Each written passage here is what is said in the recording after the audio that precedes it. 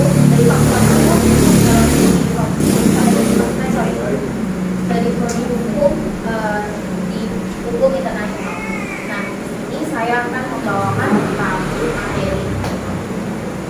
Saya membawakan tentang materi mencegahnya bullying terhadap anak di dunia pendidikan.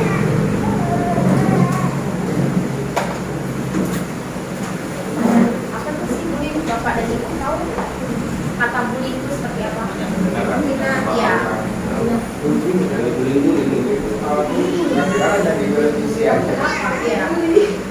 Gimana Pak? Bapak tahu kan? Apa arti bullying? Bullying, batal bullying.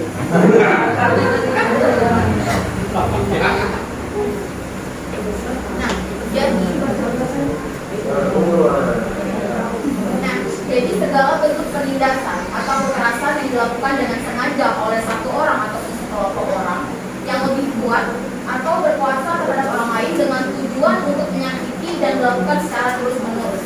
Dari sini Bapak dan Ibu maksud dari arti kata bullying itu paham tidak?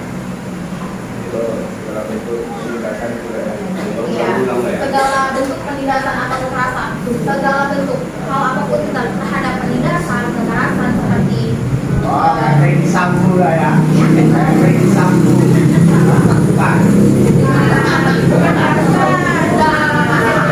Segala bentuk penindasan atau kekerasan itu disambung aja. Bukan apa?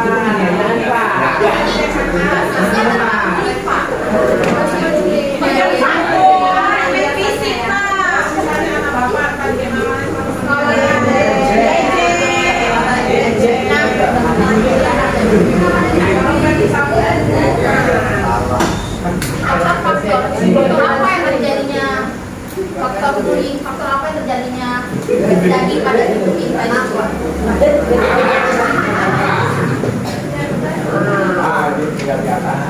Nah, yang pertama berasal dari keluarga. Maksud dari sini secara logika kata bullying itu bagaimana sih bagaimana bisa berasal dari keluarga? Secara logikanya ketika kedua orang tua mereka melakukan pertengkaran di rumah tangga dan si anak tadi itu melihat tingkah laku orang tuanya, si anak ini kan modelannya gampang meniru dan si anak tadi ini mengaplikasikan yang berada di rumah tadi ke lingkungan sekolah. Dan dia dan si anak tadi seperti gimana ya?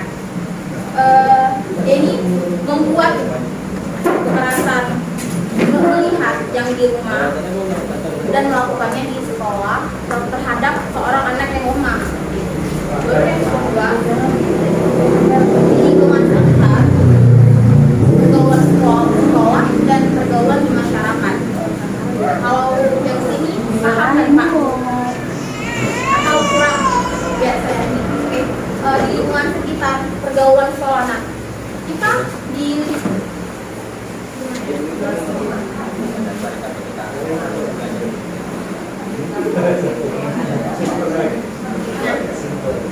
kita sebagai masyarakat harus memilah dan memilih di mana kita berada dan tinggal.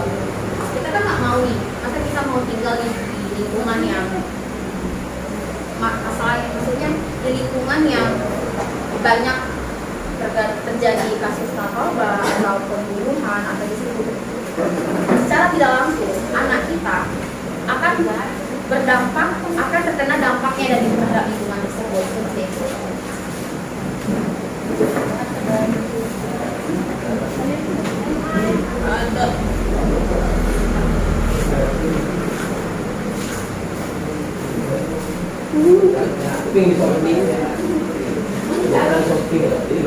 Jadi dampak hasil dari pembuli dari bagi si korban, yang pertama ada depresi, yang kedua ada rendahnya kepercayaan diri atau mindset, dan yang ketiga itu ada pemalu dan penyendiri.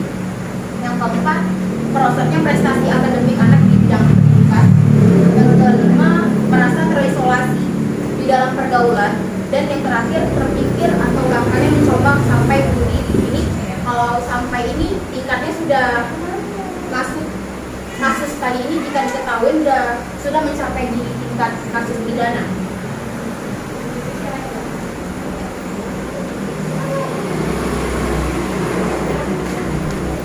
Nah, di sini sudut pandang hukum terhadap bullying.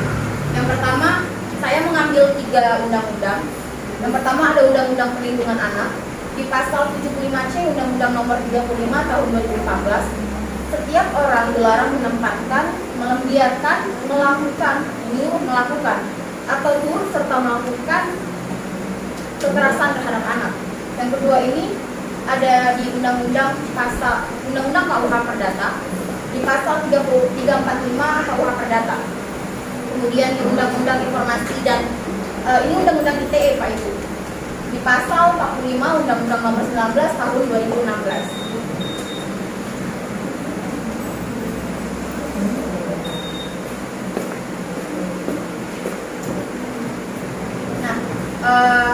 Hukuman yang dapat diterima bagi si pelaku jika pelaku melakukan tindak bullying tadi itu, yang pertama untuk di Undang-Undang Perlindungan Anak, dia dipidana dengan pidana penjara paling lama 3 tahun sampai 6 tahun, 3 tahun sampai 3 tahun 6 bulan, dan dendanya itu paling banyak 72 juta rupiah di bidang perlindungan anak.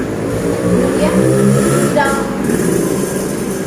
KUH Perdata pidananya itu paling lama penjara paling lama 4 tahun Pak.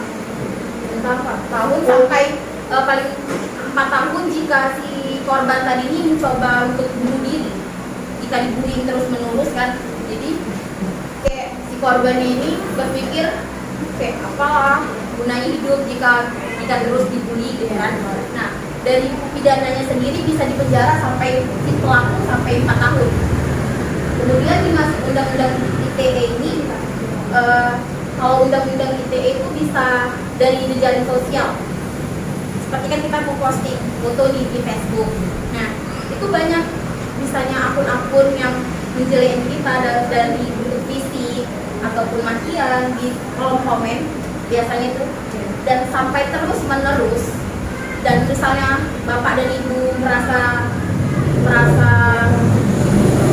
komenan itu seperti ancaman atau hinaan yang sudah parah gitu kan. Nah, itu bisa dikenakan pasal pidana paling lama itu 6 tahun, paling lama itu 6 tahun 4 bulan, dan dendanya itu sekitar 750 juta di bidang ITE. Ya.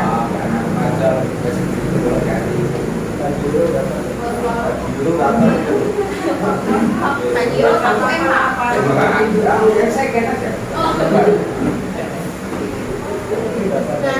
Nah, dari yang saya tangkap di kasus 2021, kasus bullying itu mencapai tingkat 2.982 kasus, dan jumlah tersebut paling banyak atau 1.138 kasus anak yang dilaporkan sebagai korban kekerasan fisik atau psikis gitu. Dan yang ini data rekap tahun 2022 sekarang, kasusnya itu ada 226 kasus kekerasan fisik termasuk perundungan si anak.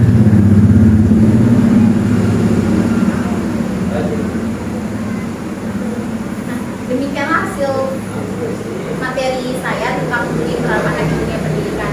Jika Bapak dan Ibu ada pertanyaan, silakan. Akhir-akhir ini kita sering melihat perundungan terhadap anak, akhirnya secara tidak langsung itu sudah melakukan eksploitasi terhadap anak tersebut. Mengingat anak-anak usia 5 sampai 12 tahun adalah masa bermain sebenarnya. Tapi akhir-akhir ini kita lihat anak-anak sudah dieksploitasi menggunakan kota-kota empat keliling kampung-kampung, sementara ada koordinatornya untuk meminta kepada warga. Sementara itu sebenarnya hak eksploitasi sebenarnya, tanpa persetujuan dari BKN, tanpa persetujuan dari desa, mereka keliling-keliling, akhirnya sekolahnya kepada koordinator tersebut. Tapi cara mengatasi tersebut, kita telah mengadakan rapat koordinasi agar setiap desa yang menemukan anak tersebut istilahnya pembinaan tersebut dikembalikan ke desanya masing-masing.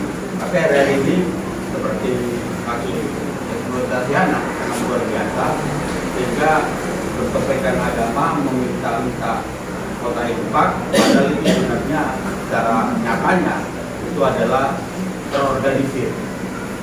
Implementasi tersebut ini dua masalah sebenarnya yang berbeda, resmi atau tidak resminya kita nggak tahu. Panjang masalah ini masalah ada kota Ipak anak-anak yang bawah, implementasi membelinya. Masalah disalahgunakan itu urusan pengelolanya. Jadi mengatasi itu ya kepada mahasiswa sendiri merupakan sebenarnya masalah yang biasa, akhirnya menjadi masalah yang luar biasa kalau ada penindasan dan mungkin terhadap anak tersebut, karena usia mereka sudah masih bermain saja, sudah sambil belajar, mereka sudah dibelanja ke kampung untuk mengutip tempat tersebut. Jadi itu kalau menurut saya jika ada anaknya gimana tadi Pak yang tentang perundingan perundingan anak tadi itu, di sini kan ada nih Pak sumbernya, sama kita bilang kepala mereka juga di kapal batas juga. Nah, kalau lepas. Iya benar. Kalau menurut saya menurut saya di hukum ini di kita sebagai masyarakat kita harus cari tahu dulu ini tentang si dana ini mau dikemanakan, atau bisa kita buat mata-mata kan diturunkan tuh si anak tadi ini pasar itu. Kebetulan saya pernah lewat di pasar mana itu tinggi ini ya Pak ya. Jadi anak ini diangkat gitu kan, udah mau pulang jadi bonceng naik kereta gitu. Nah saran saya kita harus tahu dulu nih dananya ini mau dikemanakan, tapi ya secara silent, secara diam-diam seperti itu kan. Kalau memang dananya ini memang benar ditujukan untuk masjid, iya, ya itu oke gitu, iya oke. Dan tapi kalau misalnya dananya ini untuk dikonsumsi secara pribadi, nah itu kita sebagai masyarakat berhak untuk melaporkannya ke pihak yang berwajib seperti itu.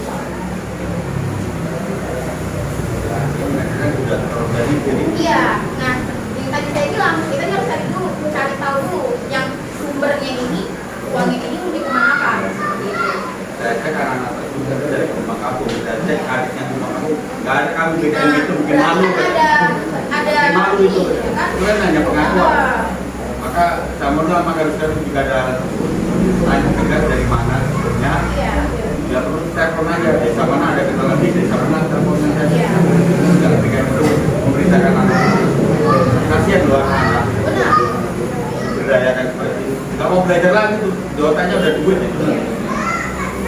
Eksploitasi anak. Bapak Ibu ada lagi yang ditanyakan tentang kasus tentang pemulihan anak? Ayo Bu, ayo Bu. Tanya. Anak siapa yang dia dianggap ya anak yang gitu. Iya, anak kami sendirinya tanya. Jadi memang nggak tahu saya bisa jawab. Iya, kita coba. Iya. Gimana? Mana tahu anak pernah pulang-pulang dari sekolah nangis kan gitu. Dibully sama kawannya. Kalau saya nggak mau kan. Sayangnya sama anak ya. Apalagi sampai menghasilkan anak. Lebih sayang ya.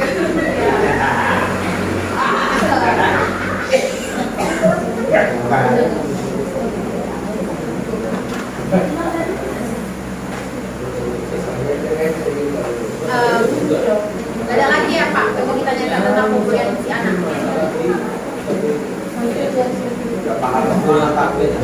Gimana? Apa nggak paham semua ibunya? Sebenarnya kalau untuk kasus mama-mama tadi untuk mendidik si anak, ya nggak apa-apa gitu Pak. Tapi ya jangan ibu-ibunya jangan berlebihan, kan ada tuh sampai dia mukulin si anak gara-gara anaknya buat salah, sampai kayak emaknya nih kayak kesetanan gitu mukul si anak. Oh banyak itu. Sampai ibaratnya dia benar-benar mukulnya itu sekuat tenaga gitu kan. Salah. Itu ya. Memang benar niat kita itu untuk mendidik si anak, cuman salahnya caranya itu yang salah. Apalagi sampai mengeluarkan kata-kata yang Iya benar. Ini loh, anak itu kan cerminan dari orang tua. iya. Jadi kita sebagai orang tua juga harus menjaga sifat kita, cara bahasa kita terhadap anak. Jika anak tadi ini nggak mau mirip nih dengan orang yang ibaratnya yang di jalanan berandalan seperti itu. Jadi andai kata ada temuan mama seperti itulah kita sebagai keluarga Iya. bisa dilaporkan tuh. Kalau dilaporkan kekeluargaan di desa dulu Pak gitu kan. Nasehatin dulu si emaknya tadi ini gitu. Ya penyebab faktor utamanya kan dari bapak-bapak ini makanya mau Iya, ekonomi Pak. Iya. Jadi agak lancar gitu ya Ibu Pak. ini tahu betul aku yang penting keras, Waras. besar, panjang. Buktinya ibu itu kerjanya keras, maksudnya panjang pemikirannya, besar penghasilannya gitu. Kalau itu terpenuhi nggak akan marah ibu-ibu itu. Yang penting bisa keras, bisa panjang, bisa Bukan besar. beras, waras sama beras. Yang penting uang setiap bulan lancar lah ya. Kalau nggak bisa tiap bulan tiap hari lebih baik.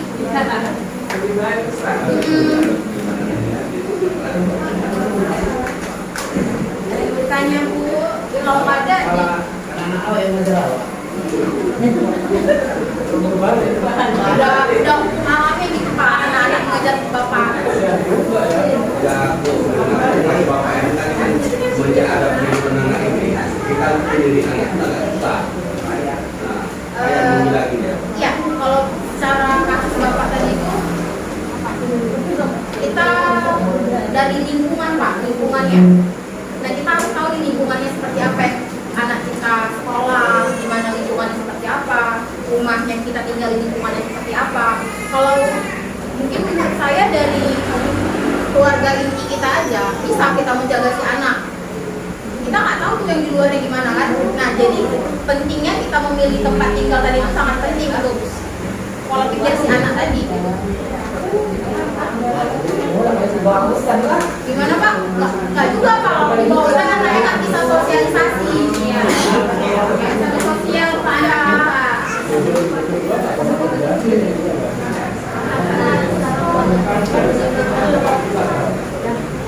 Jadi nengok TikTok.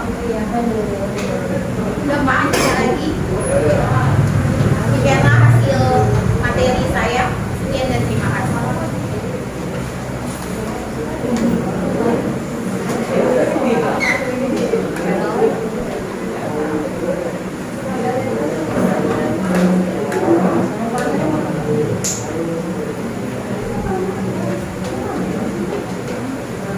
Terima kasih kepada saudari Nima yang Sari yang telah menyampaikan materi.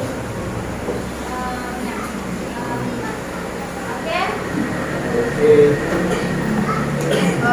Pak, yang tadi yang mau ikut sosialisasi hukumnya secara acara ini kita bisa Atau mau sini pun nggak apa-apa. boleh atau lanjut di sini gimana Pak? Ya udah selesai kita. Apa aja, kan? Red.